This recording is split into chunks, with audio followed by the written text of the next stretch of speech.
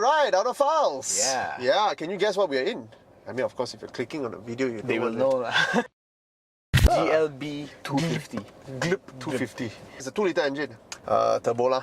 It's not the best looking car in the world lah, but it's funky. It's interesting looking. I think this taps into a different market. You know, like the Great Wall. Big dog. The big dog. There is a market for funky SUV that looks like they mean business, but not necessarily needing to mean business. Yeah. So it's actually a soft roader made to look like a funky, retro-ish. What's that word that was used by RCR? Simulacra. Simulacra of a G-Wagon. Of a G-Wagon. Yeah. Try to evoke a bygone era but never existed. In a way, they are trying to bank on a G's mystique, but not giving you the G's capabilities. It's a bit like how Land Rover might later on introduce a Defender Light. Defender Sport! Defender Sport. It's going to be called Defender Sport, So this is basically a Mercedes-Benz G-Wagon Sport. Right. So what's your first impression of this car? My first impression when it first came out, when I was writing the press release, I was like, oh my god, this is... Come on, you're is just feeling every niche. This is literally Honda BRV when I first saw it. Because like, how are you going to put 7 seats in Is it 7 seats? It's 7 seats. There's another row at the back. Right. How are you going to put 7 seats in a size this small? Right, based on an A, right? Based on an A-class. A-class is already so cramped. And then when they launched it, and I got to see it in person, and I sat inside, this is airy. It's not only airy, you know, because we are talking about black color here. Yeah. So it actually is bigger than it feels. Look at that, we can put 2 arms. They don't use the big 9G-tronic, so the gearbox is mounted all in front. Right. My first impression here, because you have a GLB, you must have a GLB. But after I saw one, and after I sat in one, I kind of get the idea. They're not just filling up the gaps. They're not just doing that. I think they went with an idea that exists in the market. And I think that's pretty smart of Mercedes. You know, they're not like BMW locking themselves into, okay, we have X5 and we have X6. They're locked down by their categories. But over here, I see what they're trying to do. At first, I thought, filling up the blacks. But no, man, after I see this in metal, this car feels a niche that does exist. So I really see the appeal now. I like it. It's quite nice. First impression, puts a smile on my face. Yeah, it does. First I get in, I look at the hood, and it's so square, and the whole thing is like a little puppy, you know. And the way it moves around reminds me a bit of a mini crossover that is more comfortable, better NVH, and less imposing on you in its dynamism. But I think conceptually, if GLB is really aiming for that category that we're talking about, this kind of simulacra of an off-roader, but given a more friendly package, the interior should have been a little bit more adventurous. Like a grab handle here. I'm not saying the interior is not nice. It's nice, but it's very Mercedes still. You know what I mean? And it could have gone a little bit further. So shall we? No, let's go for a drive. So this one has the same 2-litre as the A250, GLA 250, all of them. They have that same 2-litre. 4-cylinder engine. Transverse mounted. DCT gearbox. Competent. Honestly. Straight away, I can tell you. Oh, there you go. Whoosh. It's fast, bro. It's very fast. It's fast. It's exciting. Oh yeah, and it doesn't take itself too seriously. It's not all over the place. That's the best part, you know. And it doesn't ever feel dangerous. And that's the best part. So yeah, I'm actually quite impressed, you know. What kind of horsepower we're talking about? 200 horses. 224. Wow! The torque is 350. Oh wow! They're giving it to a DCT. That's why it can handle that power. And the shifts are so smooth. And off the line, you don't get the DCT judder. You don't get the judder, and you don't get that heavy kick. You know? In my experience, most DCTs are not pleasant to drive in city. This is fine. This is fine. Smooth. It feels like an automatic. Yeah, exactly. And when you're not pushing it, it's actually quite comfortable. Yeah, it is. The damping is done well. Done just right.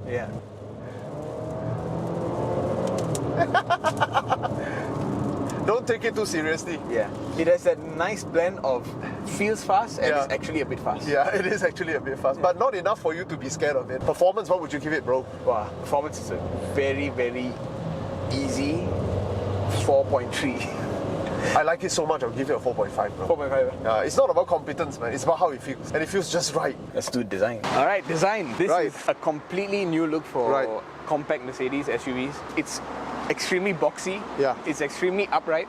Outside it doesn't look very upright, but inside it looks more upright. Inside you can really feel it. It does look different from any Mercedes you have. At the same time, it doesn't look like they departed from their design language. Correct, They just made it taller. Squarer. And squarer, Definitely looks a lot chunkier than the A-Class, the GLA and all that. It's not trying to be classy, you know. It's more funky than classy. more utilitarian than classy. But still nice Mercedes appointments like the chrome. Yeah, super and the shiny grill chrome. is still the same family grill that you see. This is the AMG line one. Yeah. So you get this Oh, chrome stuff here. You know, the hood, it doesn't look like much here, but especially from the inside, it looks almost mini-like, you know. The color is awesome. Yeah. 19-inch rims. 19. AMG wheels. Wow. So AMG line adds all this stuff. Okay. The chrome on the side. It's a lot more like a jacked up wagon. It's not smaller than a GLC, lah, bro. It's roughly the same size. I think it's a bit narrower. Lower. Lower. Yes, it's lower. Thing is, the ground clearance is not there, you know. You see that rear departure angle? It's actually very low. There is a bit of GLC in the lights cluster. To the bottom, this is very Mercedes. Yeah. Fake lah. Oh my god. That's your exhaust pipe. Mercedes and their fakery. Rain's getting heavy. Yeah. Okay, we take shelter here. Alright. It locks. Excellent. But it's not completely flat. Yeah, there's a bit of an incline to it. Yeah. This is like a usable boot space, but once you pull it up, it's completely not. It's not. It's completely not. No spare tire. Yeah. You get your cover for the boot. Yeah. Tire inflator. Can you actually use the back seats just to see if it's usable? Oh, looks like some droid. Star Wars. Hey, this thing doesn't go down. Oh. It's a bit tough. You can actually put the child seat, so wow. you can use this for children. Okay. And then USB-C port on both sides. There's some amenities, but it's not great. It's not great lah. Yeah. Boot space also not great. It's raining very heavily. Your driving position? Yeah. Height is good. I felt a bit touching this part when I came in. Actually, it's okay. Very easy for me to come in. Thigh support is not great, but leg room is okay. Wow, all wet. Oh wow, squeaky. I didn't realize I can't tell that squeaky when wet. Yeah. Oh, so you have air vents, armrests. Nice. Yeah, floating type. Yeah. Oh yeah, nice. Yeah, USB-C down there. It's not too bad a place to be. I feel GLC is a bit wider. Wider a bit. Yeah. I feel like this is super long and narrow. It doesn't feel so bad in front. I think the C-Class and the GLC chassis is wider. But you got that big gearbox in front. So this one from the front is pretty good. Back end, not so great. And then that the third row is unusable. Okay, this is the front. That's what you see in the A-Class and the GLA, isn't it? Yeah, the same dual screen thing. The same vents, the round vents with colours, which is... ambient light. Yeah. So you can go in and change the themes. Orange. Oh, this is the Indian wedding colour. Yes. Your controls are here to play with the screen. Yeah. It's all taken from the A-Class. Yeah. But the little bit of signature that is GLB is this one. Yeah, still a nice steering with a flat bottom. Yes, this is the standard steering you get in a lot of Mercedes AMG line. The AMG line models. Yeah. But now it's an outgoing steering. The new steering has 2 more spokes. The seat adjustment thing. Right. This is all taken from the A's. This thing is unique. This thing I haven't seen before. And there's 2 texture here. Oh, yeah, this one has a brushed look. So here you can see it in here. This is a brushed look, and this is a shiny one on top, brush here. This is a lot of attention to detail. Yeah. And then there's a wireless charger down there. That's nice. I think Mercedes' interior game has upped significantly over the years. Yeah. It's pretty darn good. So outside, okay, I think overall impressions is this is probably the strongest, most outstanding look for a Mercedes SUV I've seen in a while. It's the most interesting boy. Yeah, actually very interesting. And I think they did a good job. Even though they uprighted everything, they made, they squared off a few things. It still has that curvy design language. Correct. You see it in the side, the haunches. It's still a Mercedes. Yeah. Yeah. And the details are still very Mercedes. Yeah, very Mercedes. And the proportions, some angles I find it a bit odd. Like, I find the rear overhang a bit too short, and I find the front hood, I don't know if it's too long or too short. I think overall also the body is a bit too narrow to carry off this kind of look. Right. But it kind of disappears because it looks interesting and good. What would you give it for exterior? 4.5. Oh, you like it, huh? I like that they tried something new. I wouldn't give it a 4.5 because I think as a funky concept, Mercedes actually could have gone a bit further, a bit more. You know, just step out of the comfort zone of the family a little bit more, but they didn't do that. But that's very Mercedes. I like it though. 4 out of 5. For interior? I've seen this before. I don't think that's a bad thing necessarily, and I don't think it really cheapens the experience much as well. It is not cheap. It doesn't feel. There's no cut costs that you feel. In fact, there's a lot of attention to detail. Yeah. You know, we noticed that how the chrome strips and all have a dual texture. Yeah. And there's a consistency in design language. Yeah. And the color matching is all perfectly done. Yeah. Everything is just nice. The material is good.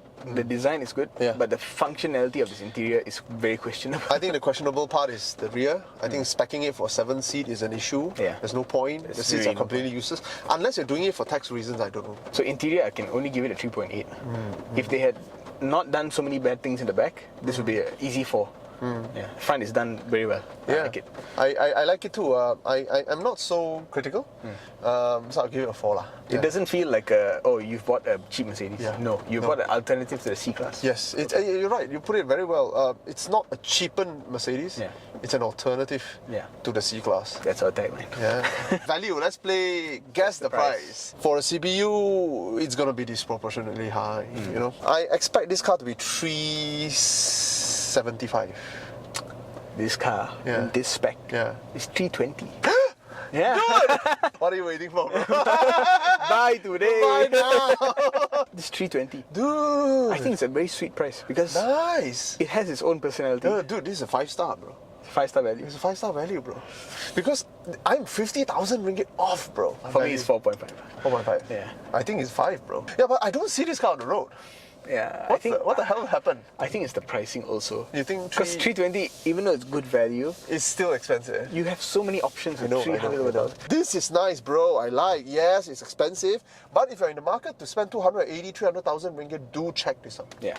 I would recommend it. Yeah, and go and check it out, man. Seriously, maybe it just didn't cross your mind. Maybe the front wheel drive layout puts you off. Maybe the A-Class chassis just tells you, yeah.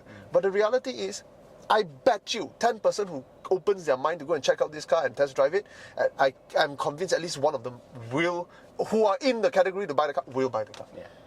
And Mercedes just needs to get people to get into the showroom and drive the car. That's true. Okay, signing out. Signing out. Unless you're a city driver, urban hunter. Unless you're urban I can put 6 chicks in here. Can you fold 2 of them. Oops, do I sound like an urban serial killer? Yeah, I think so.